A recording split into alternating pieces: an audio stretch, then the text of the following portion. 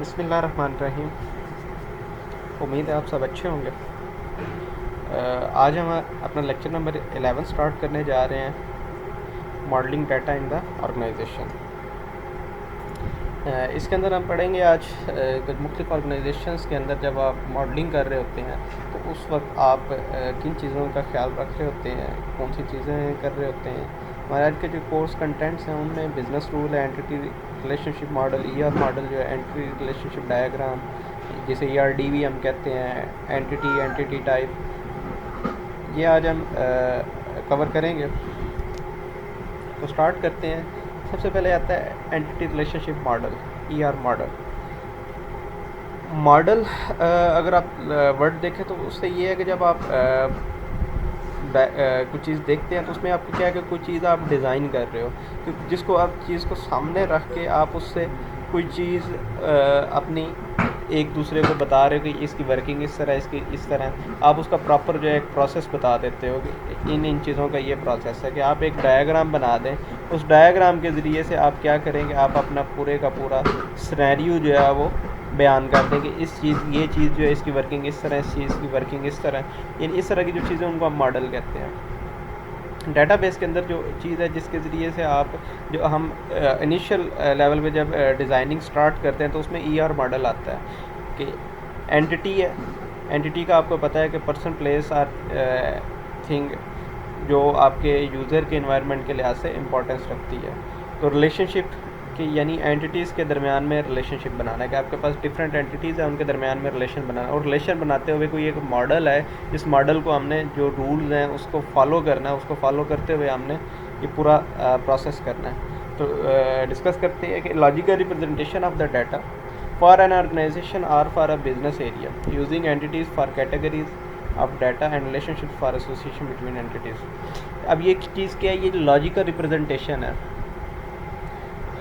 जो डाटा की ऑर्गेनाइजेशन या किसी बिज़नेस पॉइंट ऑफ व्यू से आप उसकी क्या करते हो, एक डाटा की लॉजिकल रिप्रेजेंटेशन करते हो।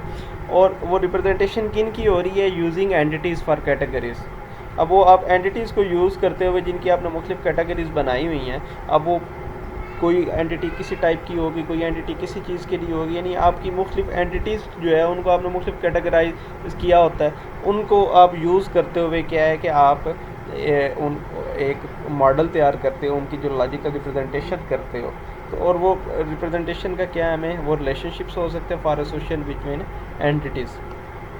आपकी मुख्तलिफ एंटिटीज़ के दरमियान जो रिलेशन है, जो एसोसिएशन है, या जो एक दूसरे के साथ आप जो लिंक कर रहे हो, उनके जो जब लॉजिकल रिप्रेजेंटेशन होगी उसको हम क्या कहेंगे, ईआर मॉडल कहेंगे।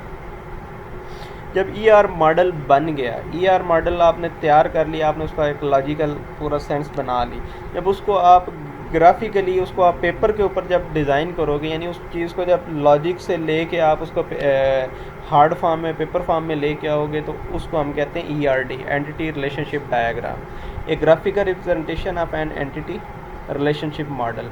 कि यानी जो entity relationship model, ER model था, उसकी जब आप ग्राफिकल रिप्रेजेंटेशन करोगे, उसकी डायग्राम बनाओगे, तो उसे आप क्या कहते हो, ईआरडी कहते हैं।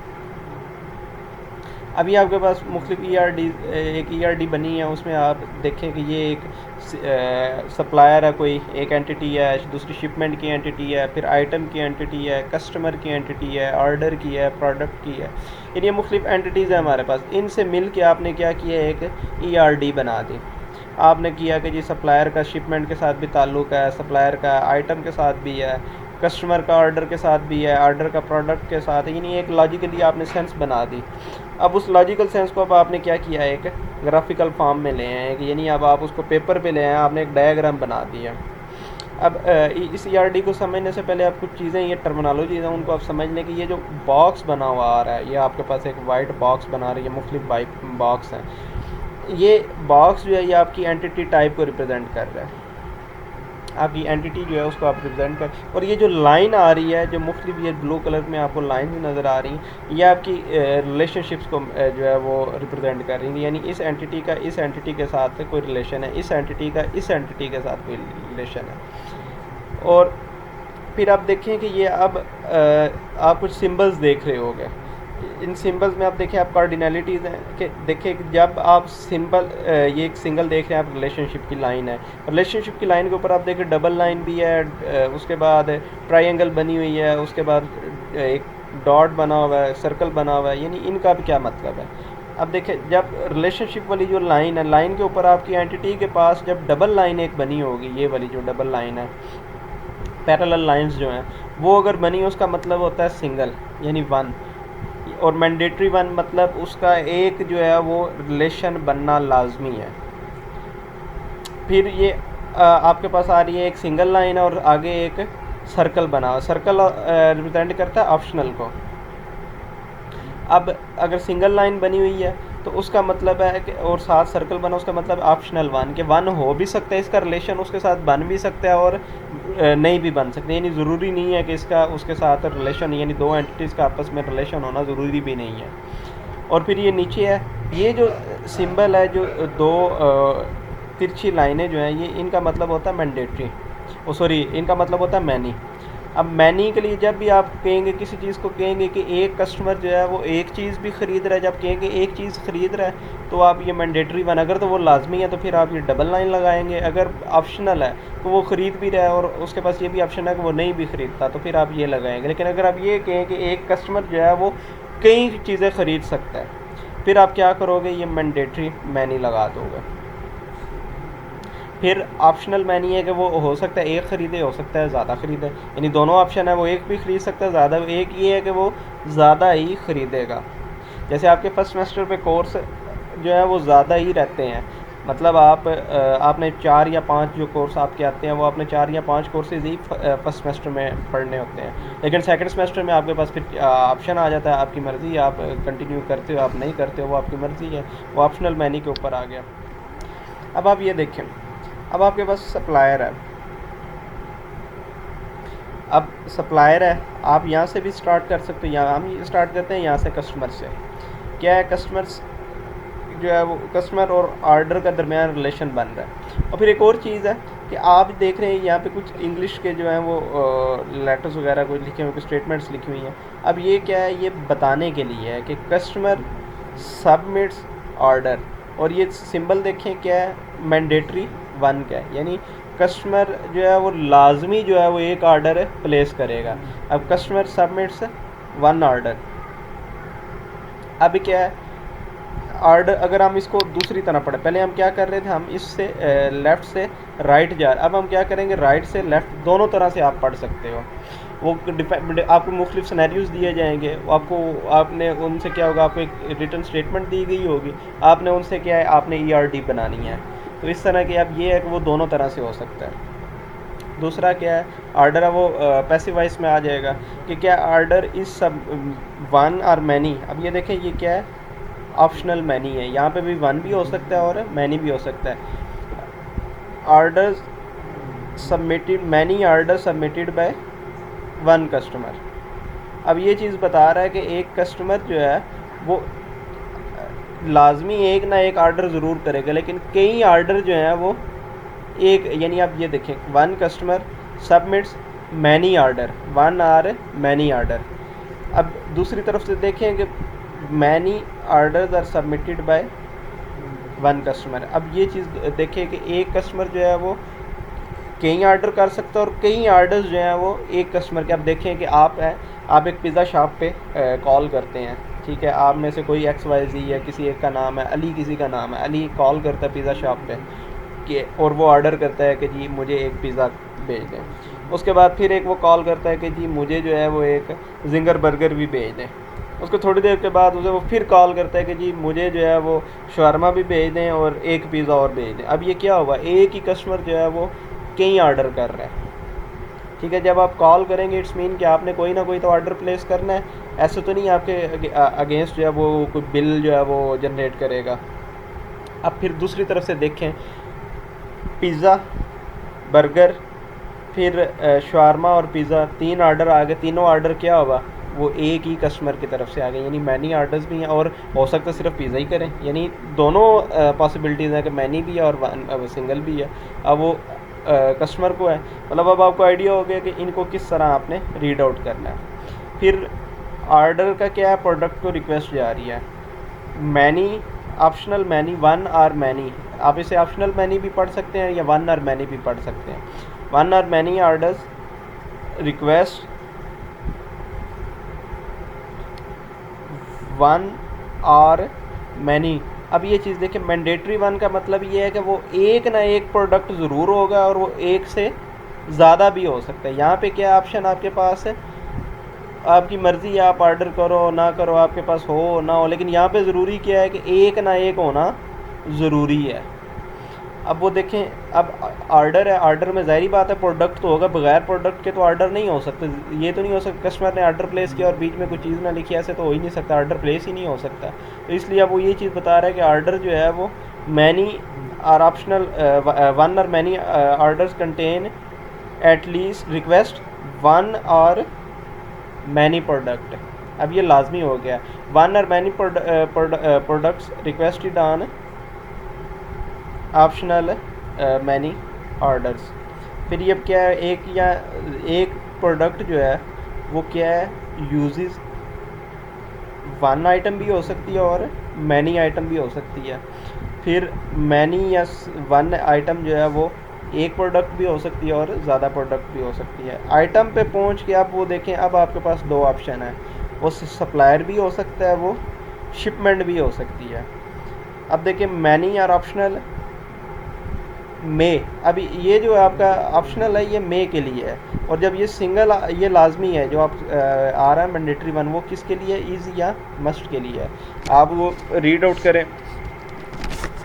अब दोबारा इसको देखें, ऑर्डर्स मे रिक्वेस्ट प्रोडक्ट और product must requested on orders या इज़ रिक्वेस्टेड ऑन ऑर्डर। अब ये देखें, मैनी आइटम्स में वन आर मैनी सप्लायर, लेकिन दूसरी तरह से देखें, वन आर मैनी सप्लायर इस सप्लाईज, इस सप्लाई आइटम या मस्ट सप्लाइज आइटम आ जाएगा। दूसरी तरफ ये है कि शिपमेंट जो है वो शिपमेंट इंक्लूड्स आइटम या वन और मैनी आइटम इंक्लूड, इस तरह। अब इस तरह की आप आगे प्रैक्टिस करेंगे और उसके बाद इंटरनेट से आप थोड़ा सर्च करें तो आपको जो है इस तरह के मुख्तलिफ ERD डायग्राम्स देख के आपको आइडिया हो जाएगा, कंसेप्ट क्लियर हो जाएंगे ERD किस तरह वर्किंग कर रही है।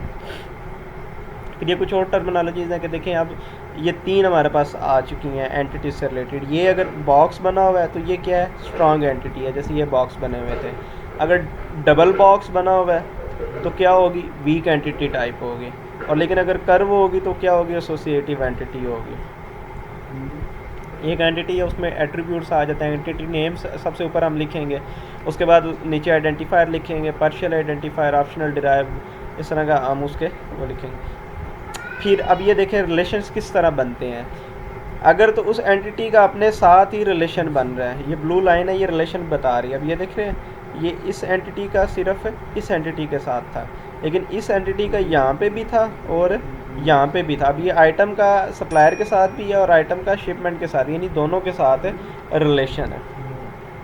अब ये देखें, रिलेशनशिप डिग्री से कहते हैं, डिग्री ऑफ रिलेशनशिप, कि वो क्या है कि अगर तो उसका अपनी, इस एंटिटी का अपनी एंटिटी के साथ ही है तो उसे हम कहते हैं यूनरी, यानी वो अपने साथ ही लिंक कर रही है। अगर दो एंटिटीज़ के दरमियान में आपस में रिलेशन बना हुआ तो वो क्या होगी, बाइनरी, यानी बाइनरी का मतलब होता है दो, यानी दो एंटिटीज़ का आपस में रिलेशन है। लेकिन दो एंटिटीज़ मिल के तीसरी एंटिटी के साथ जब रिलेशन बना रही है तो उसे हम क्या कहते हैं, टर्नरी। ये अब आपके पास एक एग्जांपल है, ये भी एंटिटी इस एंटिटी के साथ मिलके बना रही है रिलेशन, तो ये क्या हुआ, रिलेशन हमारे पास बन गया टर्नरी। ये और ये रिलेशन जो है वो क्या हुआ, बाइनरी का।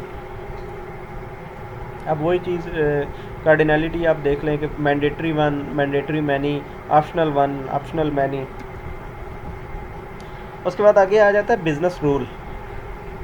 रूल का आपको पता है कि रूल क्या चीज़ है, कि जिसके तहत आप कोई ना कोई तरीक़ाकार आप बता देते कि ये काम जो है उसको इस तरह आपने करना है, इससे आप वायोलेट नहीं कर सकते।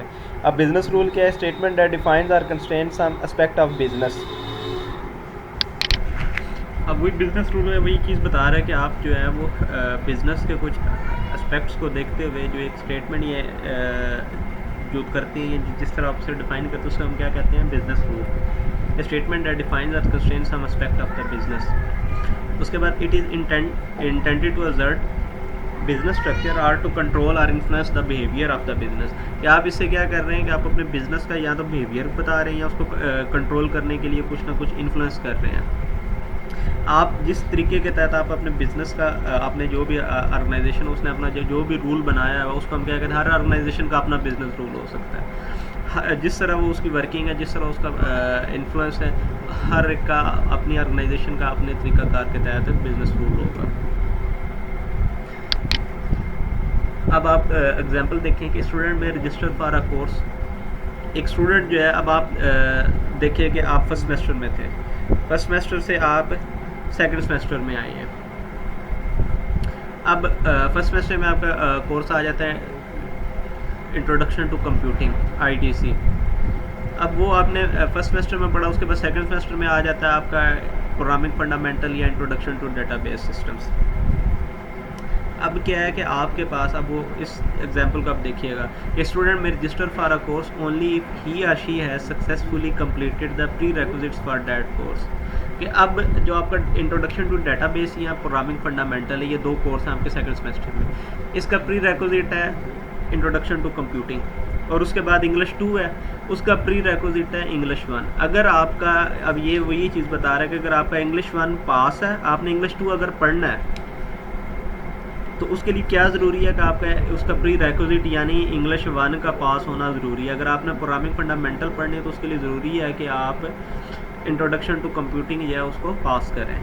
आपने अगर कोई भी इस तरह का कोर्स पढ़ना है तो अब आगे आपका थर्ड सेमेस्टर में आता है ऑब्जेक्ट ओरिएंटेड प्रोग्रामिंग ऊप, तो उसके लिए पढ़ने के लिए ज़रूरी है कि आप पहले प्रोग्रामिंग फंडामेंटल जो प्री रेक्विजिट है ऊप का, उसका पास करना ज़रूरी है। फिर एक और एग्जाम्पल हम देखते हैं कि preferred customer qualifies for a 10% discount unless he has an overdue account balance। अब एक कंपनी है, वो क्या कर रही है कि एक बंदे को, जो अपने कस्टमर को क्या है, वो 10% जो है वो डिस्काउंट दे रही है, लेकिन साथ ही उसकी शर्त भी बता रही है unless he has an overdue account balance। आज के लिए इतना ही। नेक्स्ट लेक्चर में जो है हम एंटिटी टाइप, एंटिटी इंस्टेंस और स्ट्रॉन्ग वीक एंटिटीज, इनके बारे में पढ़ेंगे। तब तक के लिए अल्लाह हाफिज़।